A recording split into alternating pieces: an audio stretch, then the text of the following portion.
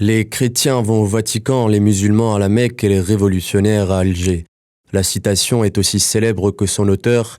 Amilcar Cabral a choisi la voie de l'engagement révolutionnaire et anticolonial dès ses années d'études au Portugal. Il y côtoie alors des militants de la libération des colonies africaines de l'empire colonial portugais.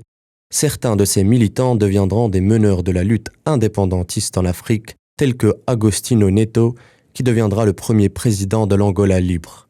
De retour en Guinée-Bissau, il s'intéresse particulièrement à la négritude tout en cherchant à dépasser les clivages ethniques entre les peuples d'Afrique.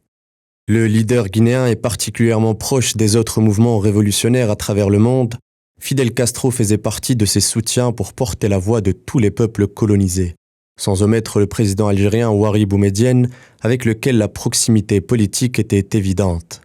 Cabral avait pour habitude de séjourner à Alger. Celle qu'il appelait affectueusement la Mecque des révolutionnaires était à l'époque une véritable caisse de résonance pour tous les damnés de la terre.